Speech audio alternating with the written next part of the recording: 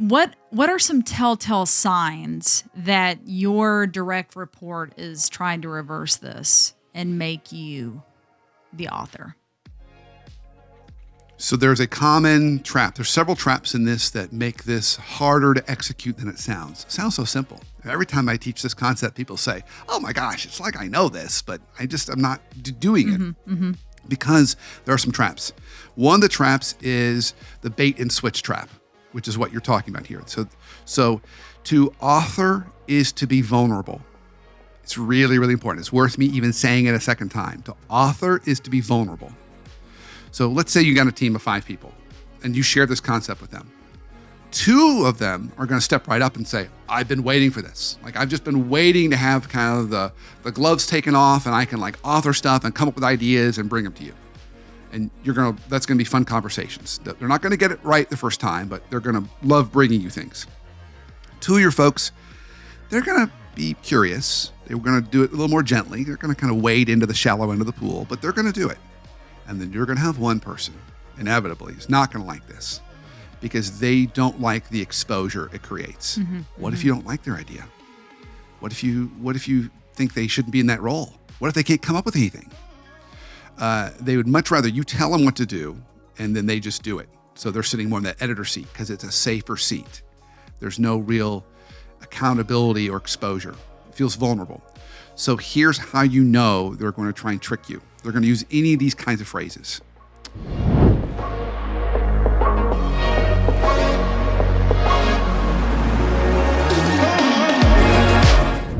This is the Workplace Therapist Podcast. And of course, I'm your host, Brandon Smith. On today's episode, we are going to be talking about something I'm particularly excited about, the launch of my newest book, The Author versus Editor Dilemma, The Leadership Secret to Unlocking Your Team, Your Time, and Your Impact. I'm really, really excited about this book. I'm excited to get it in your hands. And so to help me on the conversation, I have my wonderful producer and podcast marketer extraordinaire, Whitney. Whitney, thanks for coming on the show today. Absolutely. I'm excited to talk about this book. Well, I know I could sit here and talk all day long about it, but we talked about it before and we thought it might make more sense to have you interview me. So I'm going to put the ball in your court. Where would you like to start? Okay. I've been waiting for this moment because I think I have the perfect place to start. And it's going to be the point it's the culmination of the book, but it's also the point that stood out to me the most when I had the honor of reading it. So you say in the book that if you're feeling this overworked, no light at the end of the tunnel, can't get everything done, that it's not actually a time management or priority problem. It's a seat problem.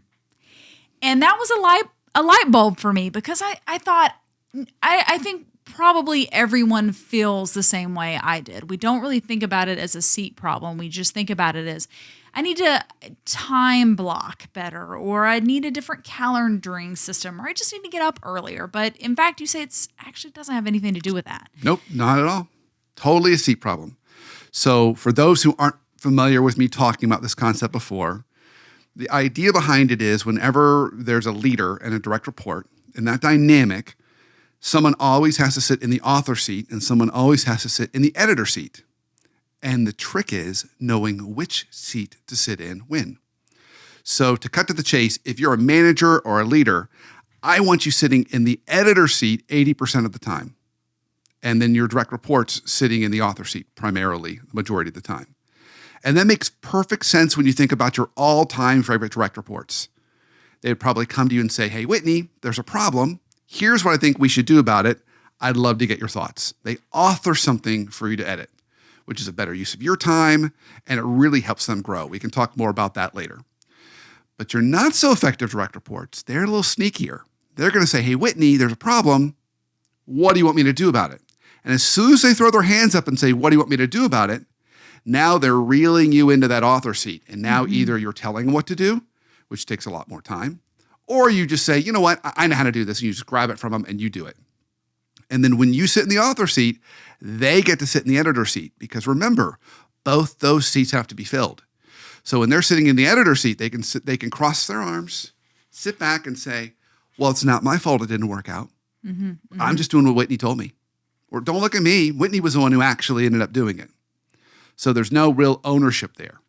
So the key is knowing what seat to sit in.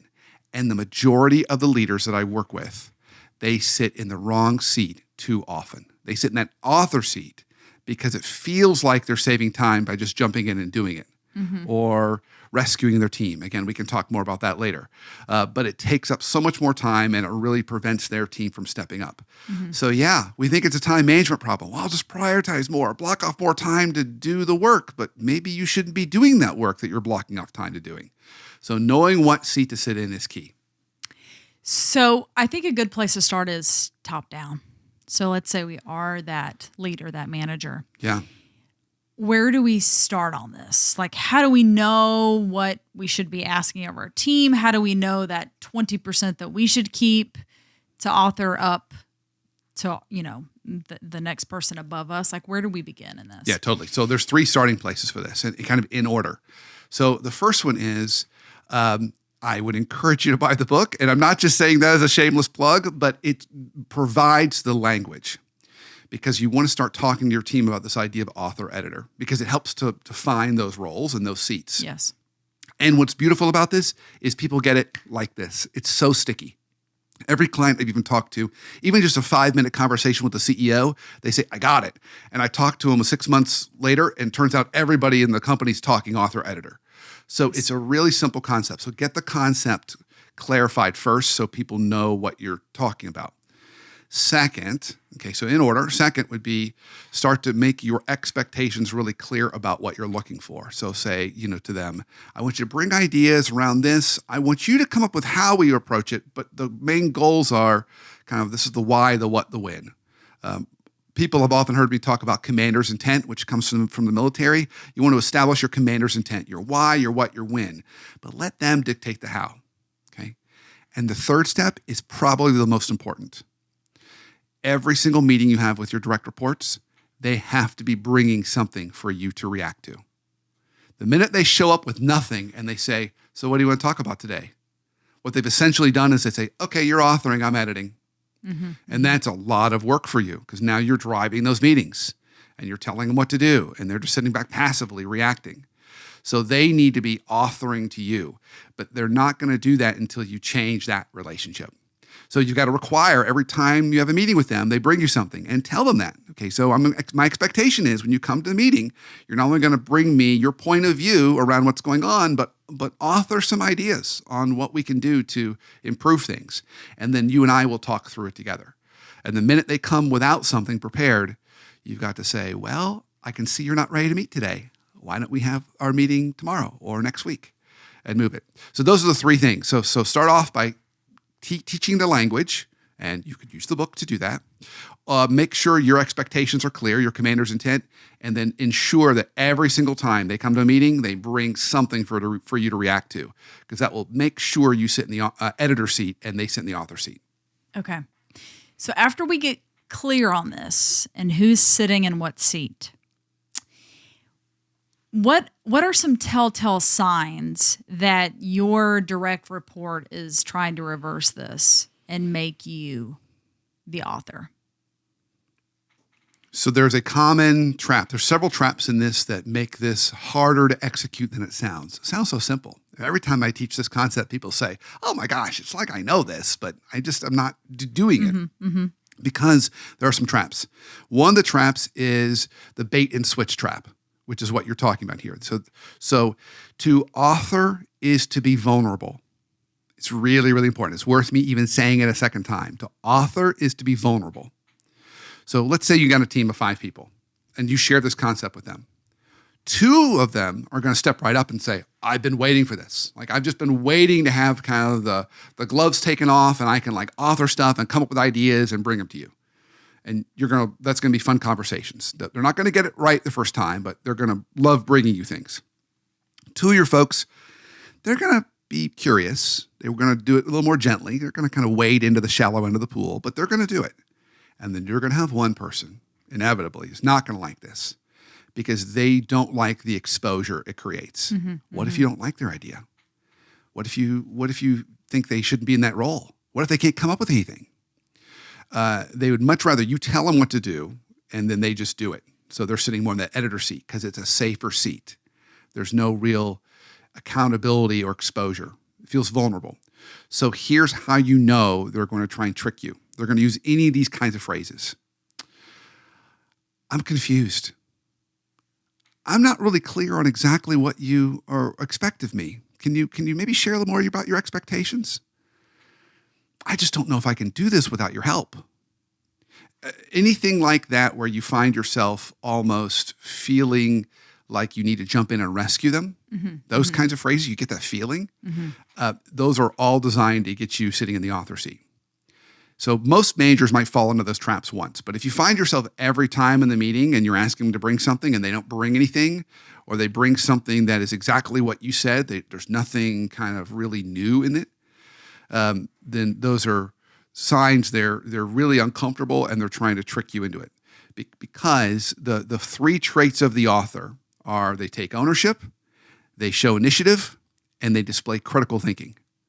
So if you've got a direct report that's really reluctant to take ownership, not really proactively coming up with ideas, and their ideas really aren't kind of original or thought through, they don't have to be the greatest ideas in the world, by the way, but just they displayed a little bit of kind of critical thinking. They did a little research. They tried to, put some things together. If you're not seeing those efforts, those are resistors, and you're going to need to try and be really careful they don't pull you back into that author seat because they're more comfortable with you in that seat.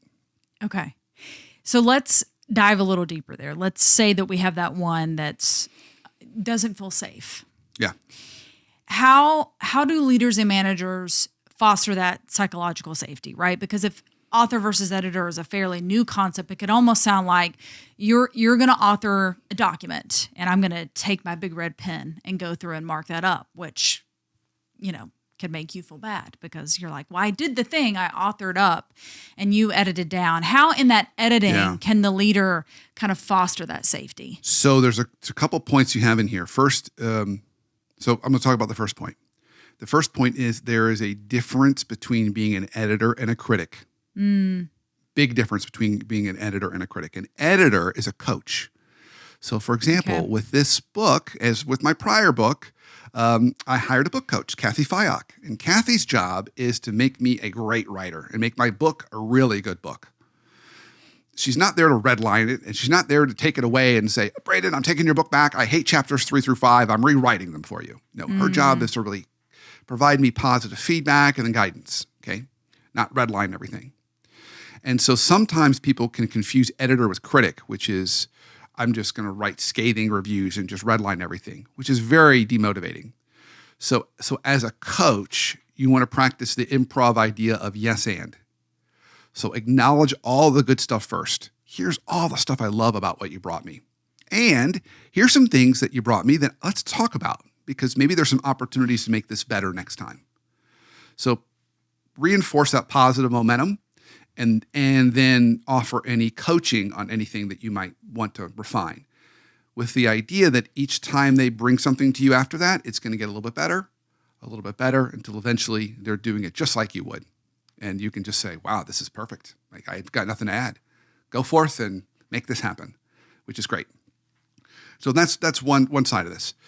The second side of this goes back to what we just talked about before, our resistors. So let's say we have a resistor that just really is just not comfortable doing this. So the American Psychological Association has some points on how we can build resilience in either ourselves or others. And so here are a few of them. So one point they make is, avoid seeing crises as insurmountable problems. So you want to kind of encourage them like, you can do this. Like this is not a huge hill you can't climb. I know you can. Just start with a couple thoughts. Send me 3 bullets, but you're making it really simple for them. Okay. Second, keep it as a learning opportunity. So avoid it as a kind of opportunity for growth. So share with them, by going through this process, you're going to get smarter, better. It's actually going to help you possibly get promoted and help you in your career. And then third, avoid it as some kind of chaotic experience or chaos or horrible crisis, like they're gonna die. So worst case scenario. So say, you're not gonna die, you're not gonna get fired. This is just for us to kind of work through this together. So I think if you can keep it positive and reinforce it as a growth opportunity. And you can also make sure that you're sitting more in that positive coaching seat. A lot of the resistance you're going to get can be mitigated and managed. Okay.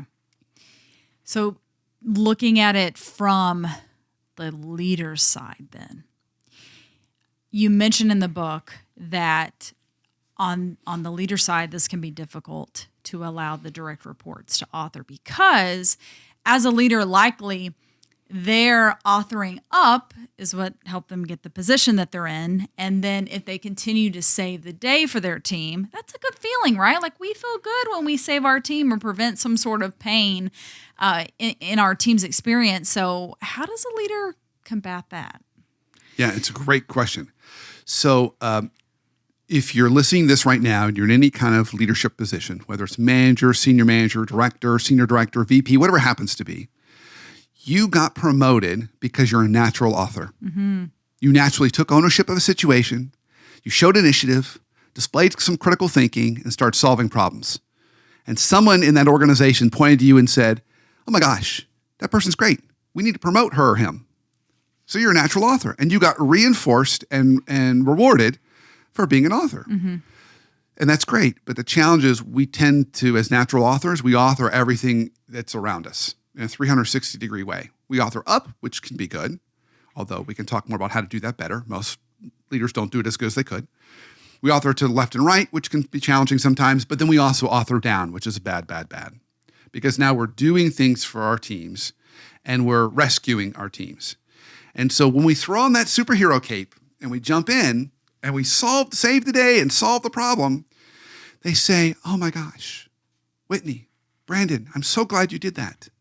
Thank you so much. That was amazing. And we feel really good. Mm-hmm, mm-hmm. But we've created a codependent relationship in that moment because now every time there's a problem, they just call us. And we're never teaching them how to solve that problem. Mm-hmm.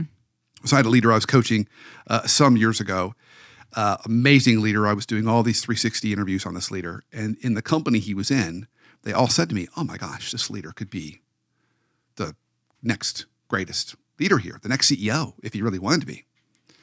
Which is good to hear, but not helpful when you're a coach because I got to try and find ways to make them better. Mm-hmm, mm-hmm. So his direct reports were all like senior people, like VPs. Mm-hmm, mm-hmm. So I pushed hard. I said, well, what could he do to be better? And they said, there's one thing he could do. He doesn't let us fail. As soon as we're about to fail or struggle, he sees it, he swoops in, gets his cape on, swoops in, rescues us, and saves the day. They said, we're all pretty seasoned professionals. We learn best through failure and struggle. That's how we get smarter and better. Mm. He really needs to learn how to let us do that. So I take back the feedback to him. I'm sitting in his office. I share it with him. I look across at him and I say, so here's the feedback. You need to let your teams learn on their own and struggle. And he looked at me and he said, I'm not there yet. So it's really, really hard to do. It's really hard to do, but we just have to recognize that it's through that struggle that our teams can learn. Mm-hmm, now, a lot of people listening to this right now or watching this are saying, but we don't have any opportunity or ability in the business to have any failure. Like any small failure could be detrimental to the business. We can't do that. Mm-hmm. I totally hear you. Absolutely understand that. That's why the author-editor conversations are designed to mimic a failure. So when they bring you an idea that is not going to work, you can say, hey, I like where you were going with this, but let's talk about some of the implications if we implemented this and how we could change that and mitigate that. So they're failing, but they're failing in not a real way. They're failing in just their recommendations. And so it helps refine their thinking, and it's like a simulated failure without an actual failure. So that's one way to do it, is making sure you're really sticking to this author-editor rhythm. And the second one is you've got to distinguish between an emergency and a real emergency. So a daily fire, it does not need you to jump in and solve it. Mm. You shouldn't be the only firefighter. You're going to figuratively and literally going to get burned out if you're the only firefighter. You need to teach other people how to fight those fires. Mm-hmm, mm-hmm. Now, 10% of emergencies are real emergencies you need to jump into. And those are the ones that I would loosely define as the things no one's ever seen before. Like your managers come to you and say, no, I have no idea what to do here. Like a pandemic, for example. Like they might need your expertise. So in those cases, you need to jump in. But in most cases, you need to have the discipline to sit back and let them take it on themselves. It's hard. I totally get it. It is. Okay, so one of my other favorite concepts in the book is clientele don't clerk. Tell us a little bit about what that means. Okay, so some of you may not know this term or heard this term before. It comes from the luxury retail world. And the idea behind this is we want to be clienteling with others, not clerking. And I'll share more about what I mean by that. But to back up a little bit, we talk about authoring and editing. In a perfect world, we always author up and we edit down. We author up and we edit down. Okay?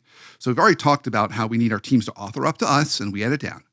Well, we should be authoring up to our leader, whether our leader is the vice president or director or the CEO or the board. So let's say we're the CEO. You always author up to the board. And when we author up, we need to be clienteling, not clerking. And so here's where it comes from.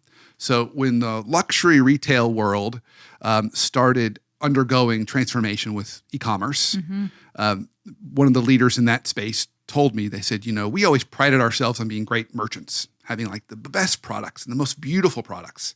And people would come into our stores and it was great. And we would say, how can we help you? Which is more of a clerking orientation. But with e-commerce, people don't have to come into your stores. So if you really want to create that customer experience, we had to move from clerking to clienteling. And clienteling is now when you come in the store, we don't say, how can we help you? We say, oh my gosh, you would look amazing in this. It's a much more proactive thing rather than a reactive thing. Well, how many of us actually in reality clerk with our leaders when we should be clienteling? We walk into our leader's office and we say, what would you like me to do? Tell me about your goals. What are your, where would you like me to go? Versus saying, here's what I'm seeing in the business. Here's what are some options of where I recommend we go to improve the business. And how I think you would look great in this. And let's talk about that. We don't proactively bring recommendations or treat our leader as if they're our number one customer, which they are. We tend to sit back and say, what do you want me to do? And so clienteling is all about, not clerking, but treating that number one customer, our leader, as the person they are, that number one customer. So that's the whole idea behind it, is making sure that we're authoring up with our leader too, just like we want our teams to be authoring up with us. Okay. So I'm really excited for leaders to get this book because it does have the language and even questions. You have questions that prompt how to navigate through this.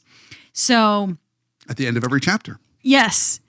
So in ending this teaser, because I want to encourage everyone to go get the book, what is maybe the number one challenge that you see or your number one tip for making this change? And that could be, I was authoring up and so I got promoted and now I need to switch and edit down. Or I've been in this position for a while and the author versus editor concept is new to me. So how do I now implement that in my team? So I'll end this by saying this. So the author-editor concept works beautifully in any vertical relationship. So whether it's a service provider and a client, which is a vertical relationship, a leader and her boss, a direct report and their leader, a parent and a child, works in every single vertical relationship, okay, beautifully. And there's even a chapter in the book on parenting and how you can apply it in that situation. So the number one step for everyone listening to this right now is to just start to think about, in situations where you're in vertical relationships, whether it's when you sit in a meeting with your leader, direct reports in a meeting with you, and even with your kiddos at home, particularly when they've gotten into those teenage years, what seat are you sitting in? And is it the seat you should be sitting in? So self-awareness is number one. We always talk about leadership as the move from self-awareness to self-management. So self-awareness is number one. What seat am I sitting in? And then step two is, how do I start to make that pivot? And because you're in a system, it's not you by yourself, you need to start to use this language with others, like getting them to understand the seats that you're putting them in and the seat that you're sitting in and why that matters so much. So start to use the language. But the number one step is self-awareness. Just really start to reflect on those vertical relationships you're in and the seat you commonly sit in, and ask yourself, am I sitting in the right seat at the right time? Or is there opportunity to shift? And if so, how do I make that happen? And the book has all the tools in it to help you make that shift. But self-awareness is the first step. I love that. I should also give you opportunity hearing you talk about that. There's a little bit of hint of hot sauce principle in the new book, Author versus Editor. So tell us a little bit about that. I think there's a hint there that is really important to the concept. Well, I think where a hot sauce plays into it, so many of you have heard me talk about hot sauce. Hot sauce is an analogy for urgency. And the world we live in, everything's urgent all the time. It's just covered in hot sauce. When that happens, our default is just do it, because speed trumps effectiveness. Efficiency trumps effectiveness. So we just grab it and do it. We don't stop to think like, should I be the one doing this? I probably shouldn't be the one doing this. Or no, this is an opportunity for this person to grow and develop. It's going to take longer, but it's going to be better. No, we don't do any of that. We just jump in and do it. We author when we shouldn't. So urgency and hot sauce is actually part of one of the many reasons why we're finding ourselves in the author seat a lot more often than we should be, particularly if we're leaders. And we're not giving those development opportunities to people to really allow them to grow, which then creates more turnover. And then we're seeing that with great resignation. And you see how all these things kind of play together. So this is an opportunity through this concept to help kind of reset the system that we're in and try and push back against some of those forces. But yeah, hot sauce is definitely one of those. It's making this all the more necessary that we understand the seats and the seat we need to be sitting in. Absolutely. Absolutely. Well, thank you, Brandon. I've enjoyed chatting with you about this new book, but I'm really excited for it. And thank you, Whitney, for spending time talking to me about it. I really enjoyed the conversation, and thank you for listening and watching. I cannot wait for you to get a copy of this book in your hands. So be on the lookout. As soon as it is ready, we will share it with you. And we can't wait to get this in your hands so you can not only help you and your leadership and your life, but all those around you sit in the right seat so we're all moving forward in the way we want to.